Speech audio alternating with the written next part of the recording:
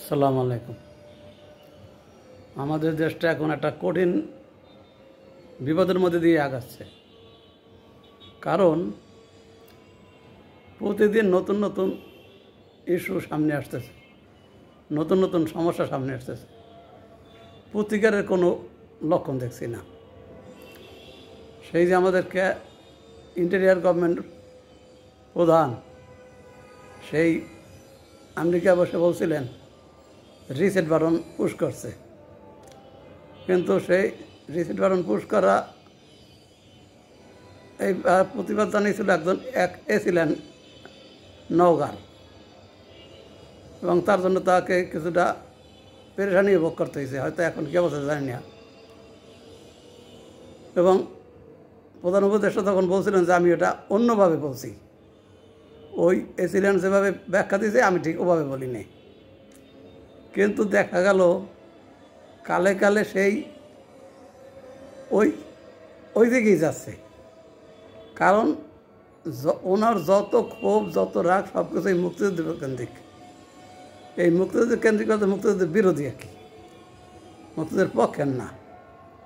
কারণ তার পদক্ষেপগুলো আমরা সেই ধরতে পারি যে সেই সমন্বয়ক কাম উপদেষ্টা বা ওনার বক্তব্য ওই ঘুরে ফিরে সবসময় ৭১ বিরোধী হয়। আনালে ওনার সেই জয় বাংলা স্লোগান বাদ দেওয়া, তারপরে সেই ওনার ক্ষমতা গ্রহণের অব্যবহিত পূর্বে সেই যে ভাস্কর্যগুলো ভাঙ্গা, বিভিন্ন প্রতিষ্ঠানের নাম বদল করা, এগুলো উনি ক্ষমতায় যাওয়ার পরেও তো এই ব্যাপারে কোনো অ্যাকশন নেয় নাই। সে পজিটিভ হোক আর নেগেটিভ হোক, একটা কেস ফাইল হইতো, তারপরে সেখানে দেখা থাকতো যে বিচার কোন দিকে যায়। অবশ্য বিচার যে কেমন হইতো সে তো এখন বিচার ব্যবস্থা দেখলেই পাওয়া যায়। যাই হোক, তবুও এটা আমরা জানি যে এই বাংলাদেশে এইরকম নেচারই আছে। কারণ বঙ্গবন্ধু তার নিজের আসন ছাড়িয়ে দিয়া এবি মুসারে এমপি বানিয়েছিল। সেই এমপি মুসারে কিন্তু তার সারা জীবনই সেই বঙ্গবন্ধু বিরোধী কার্যকলাপ করছে। আবার অথচ সে প্রতিষ্ঠিত হয়েছে কিন্তু সেই আওয়ামী লীগের আদয়ী, আওয়ামী লীগের সাথে নাম লিখে।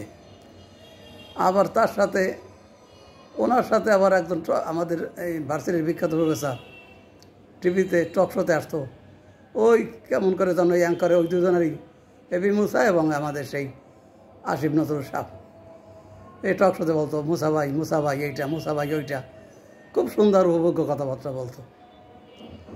তো এখন এটা করে এরপর উনি একসময় ঘাতক দালাল নির্মূল কমিটির সাথে জড়িত ছিল। মানে ভার্সিটি তো অনেক আছে, প্রফেসর আছে, কিন্তু ওই যে নিজেকে পাক প্রদীপে নিয়ে যাওয়ার জন্য যে দরকার ছিল সেই মুক্তিযুদ্ধ কেন্দ্রিক কোনো সংকটের সাথে জড়িত হওয়া, পক্ষে হোক বা বিপক্ষে হোক, তারপরে ওখান থেকে নিজে প্রতিষ্ঠিত হওয়া, সমাজে সবাই যাতে চিনে জানে, এরকম একটা হয়, পরে স্বরূপে অবস্থান নেওয়া। তো এরকম পরবর্তীতে মুসা ভাই যে অবস্থা করছে, আমাদের আসিফ নজরুল সাহেব সেই একই অবস্থা। তারা ইউটার্ন নিয়ে সম্পূর্ণ মুক্তিযুদ্ধ বিরোধী বা বঙ্গবন্ধু বিরোধী কার্যকলাপ করছে। তো যে কথা আসছিলাম, আমাদের উপদেষ্টা সাহেব উনি সেই ওই তৈলাক্ত বাসবাবার মতো, তৈলাক্ত বাসবাবা কেন বলছি, উনি ওই একটা ইস্যু নিয়ে কিছুটা হাত বাড়ায় ওই বাসে, আবার যখন জনগণ থেকে বা কোনো ছাত্র দিক থেকে কিছু একটা সমালোচনা আসে তখন আবার একটু নিচে যায়, মানে ওরা বিরাম থাকে না। অর্থাৎ ওই যে তৈলাক্ত বাসের মতো উনি সেই কসরত চালাই যাইতেছে উপরে যাওয়ার জন্য, ওই ফাঁকে ফাঁকে সে উঠে ওই তার একটা স্টেজে চলে যায়, আবার ওখান থেকে আরও সামনে গিয়া আবার আর একটা স্টেজে যায়, আবার যখন কিছু সমালোচনা হয় আবার একটু নিচে নামে পিছলাইয়া, কিন্তু কসরত চলতে থাকে, থামে না যে একবারে নিচে চলে আসে তা না, আবার বাইতে বাইতে উপরে ওঠে, আবার আর একটা। এবং এই কাজ সাকসেসফুল করার জন্য কোনোটা করে অর্ডিন্যান্সের মাধ্যমে, কোনোটা করে সেই বিভিন্ন এনজিওর সহযোগিতায়, আবার কোনোটা করে তার এই যে মব বাহিনী আছে তাদের মাধ্যমে। আর নইলে যে হাসনাত সারজেদ কিছুটা তাদের জনপ্রিয়তা প্রায় তলানিতে গেছিল, বিভিন্ন জায়গা থেকে ধাওয়া খাওয়া শুরু করছিল। সে অবস্থায় হাসনাত চলে গেল সেই গাজীপুরে হেফাজতের মিটিংয়ে। ওখানে বসে কি একটু কথাবার্তা বলে আসলো। তার মানে তার নিজেকে একটু ভাবমূর্তিটাকে একটু চাঙ্গা করার দরকার ছিল, এই জন্য সে হেফাজতিকে ব্যবহার করার জন্য গেছে। আর হেফাজতিরাও তাকে একটুখানি জায়গা দিয়েছে, কী কারণে, যে ওর হাত ধরে যদি একটু আগানো যায়, তাদের যে অবস্থান আছে সেই অবস্থান থেকে আর একটু সামনে যাওয়া যাবে, আর একটু লাইমলাইটে আসা যাবে। মানে দুজনেরই চাহিদা 50-50। তো সেই হিসেবে ওখানে যমুনার সামনে একটা সমাবেশ ডাকলেন। এটা আমি মনে করি যে সেই কোনো প্রিপ্ল্যান। আর নইলে কেন সেখানে একটা আন্দোলন করে তার সরকার প্রধানের বিরুদ্ধে এবং তার বাসভবনের সামনে, সেখানে তাদেরকে ঠান্ডা পানি ছিটানো হয়, ঠান্ডা পানি খাওয়ানো হয়।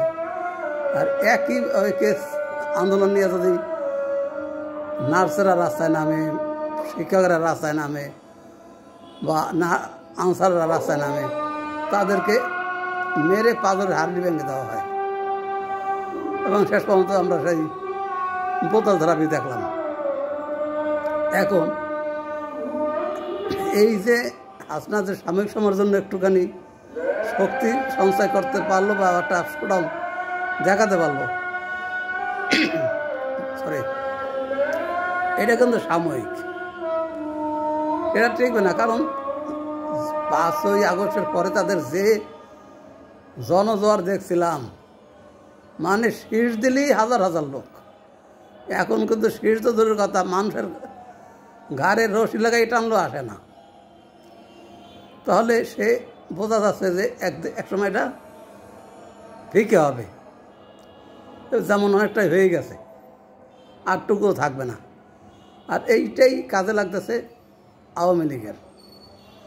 আওয়ামী লীগ কিন্তু তাদের নিজেদের কিছু করতে হয় নাই, এদের বাড়াবাড়ি যেটা আছে এইটার কারণেই কিন্তু তাদের ভুলগুলা মানুষে মন থেকে সরানো শুরু করছে, যে আগেই ভালো ছিলাম। কিন্তু এইটা কিন্তু এদের মাথায় আসে না। আর নাহলে আমরা 13 লক্ষ লোক নিয়ে, রোহিঙ্গা নিয়ে যে বিপদের মধ্যে আছি, আমরা ভিকটিম, সেখানে আমাদের কেন আবার করিডোর দিতে হবে? যদি আরাকানের সাথে বাইরের দেশের সম্পর্ক ভালো থাকে, আমি কোনো দেশের নাম উল্লেখ করলাম না, এবং তাদের দূতাবাস থাকে সেই জান্তা সরকারের দেশে, তাহলে আমরা যদি তাদেরকে ম্যানেজ করতে পারি, তাদের ওখানে তো পোর্ট আছে, এমন তো না তাদের ওখানে পোর্ট নাই। বার্মায় তো পোর্ট আছে, আরাকান আর্মির নাই না আছে, বা আরাকান আর্মি এখন মতো তাদের রাষ্ট্র পুনর্গঠন হয় নাই, বা তো স্বাধীনতা লাভ করে নাই, কিন্তু জায়গা দখল করে তো আছে। এখন আমরা মানবিক ত্রাণও যদি দেই, সেই ত্রাণ দিতে হবে আর একটা দেশের জন্য। আমরা তো এমনিতেই 13 লক্ষ লোক নিয়ে বিপদে আছি। তা আমাদেরকে উদ্ধার না করতে আমরাই আবার জায়গা দিয়া, এই সীমিত জায়গার ভিতরে ওখানে নিজস্ব লোক আছে 4-5 লক্ষ, সরি, আবার উদ্ধৃত আছে 13 লক্ষ। এরপর ওখান থেকে আবার করিডোর দিতে হবে। আর যাদের জন্য কাজটা করবো তাদের দেশে জায়গার অভাব নাই, ওখানে একটা নির্দিষ্ট জোন তারা ঘোষণা করে নিতে পারে আলাপ আলোচনার মাধ্যমে, কিন্তু সেটা দিতে আছে আমাদের দেশে। তার মানে বুঝতে হবে এইসব দেশ, বিভিন্ন দেশের রেজিম চেঞ্জ করার জন্য এই শান্তি নোবেল দেওয়া একটা তাদের একটা অস্ত্র। কারণ এই নোবেলের কোনো ক্যাটাগরি লাগে না, সরি,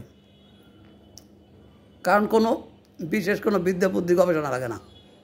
এটা একটা শান্তি নোবেল দেওয়ার যায় একটা,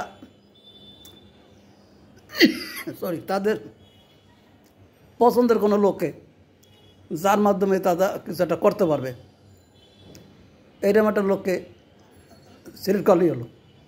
আজও কালো তাকে বিখ্যাত করে তারপরে এই তাদের উদ্দেশ্য পূরণ করে। যেমন শশীকে দেওয়া হয়েছিল, শশীর মাধ্যমে যখন কিছু করতে পারে নাই, এরপর দিল আমাদের এখানে। আমাদের এই ভদ্রলোকের কী এমন শান্তির অবদান আছে, তাকে শান্তি পুরস্কার দেওয়া লাইমলাইটে নিয়ে আসলো, কারণ সে তো আগে থেকেই তাদের বন্ধু। এই বন্ধুর জন্য তারা এরকম একটা ব্যবস্থা করছে যাতে তারা দিয়ে কিছু একটা করানো যায়, যেটা আমরা এখন হারে টের পাইতেছি। ওই দেশের সরকারে যেই আসুক তাদের পররাষ্ট্র নীতিতে একই। তা আমাদের এই বিগ বসও সেই জানতে পারছে যে চাই কিছু হোক আমারে কিছু করবে না, তার কারণ সে তো ওইটা জানে। সেজন্যই কিন্তু তার হাজারো সমালোচনা এসে কিন্তু এক পাও পিছায় নেই, সে তার মতো কাজ করছে। এবং জনগণের জন্য যা চাওয়া পাওয়া সেগুলোর জন্য কিন্তু কিছুই করে নেই বা এখনও করতেছে না, বরং আমাদের দেশটারে গোল্লায় দেওয়ার মতো ব্যবস্থা করছে।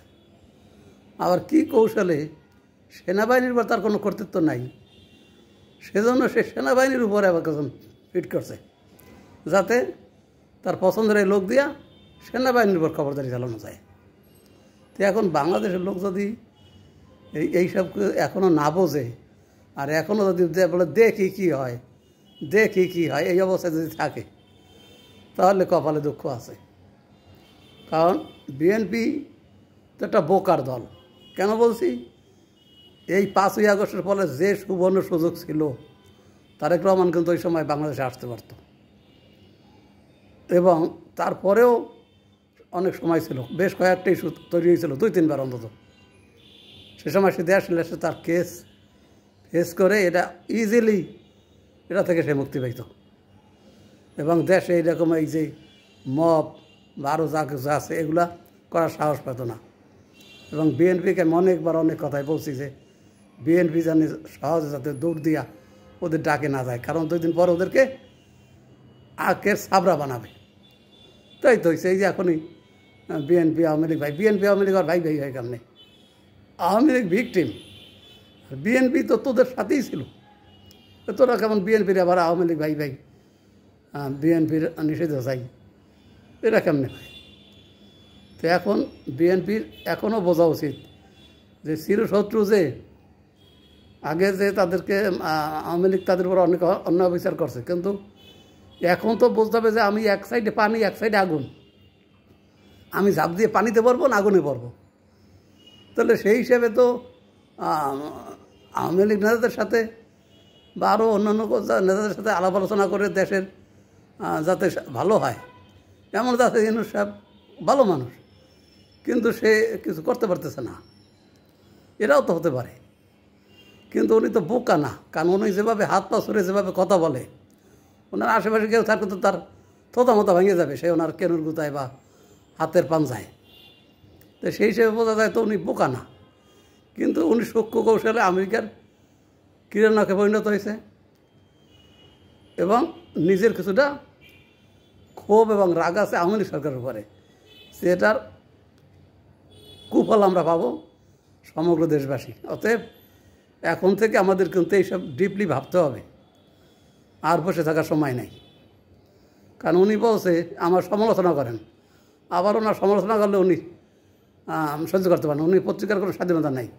এই ভারত পাকিস্তান যুদ্ধ, পাকিস্তান থেকে আমাদের পাওয়ার কিছু নাই, উনি পাকিস্তান বিরোধী একেবারে প্রকাশ্যে দেখানো শুরু করছে। যে পাকিস্তান নিজেরও খবর নাই, ভুয়া খবর দিয়ে সেই অস্তিত্ব বাঁচানোর চেষ্টা করতেছে, আর আমাদের দেশে সাংবাদিকরা সেই ভুয়া খবর নিয়ে টিভি প্রেস মিডিয়া সয়লাভ করে রাখতেছে। তাহলে এটা বোঝা উচিত যে আমরা কোন দিকে যাব। কারোর সাথে বন্ধুত্ব দরকার নেই বাড়াবাড়ি, আবার শত্রুতার দরকার নেই, প্রতিবেশীর মতো থাকবে, আমরা আমাদের নিজস্বভাবে থাকব এবং আমাদের যে ডিমান্ড, ন্যায্য ডিমান্ড, সেটা আমরা আদায় করব।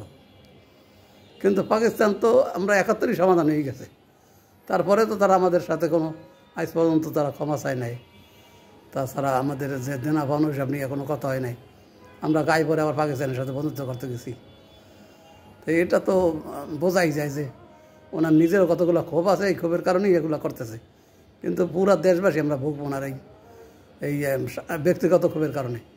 এবং ওনার স্বার্থগুলোও দেখতে হবে আমাদের সবার, যে এই 5ই আগস্টের পরে উনি একাই কিন্তু বহু বেনিফিটেড হয়েছে, যা বলার মতো না। আর পুরা দেশবাসী ক্ষতিগ্রস্ত হয়েছে, আর উনি একা বেনিফিটেড হয়েছে।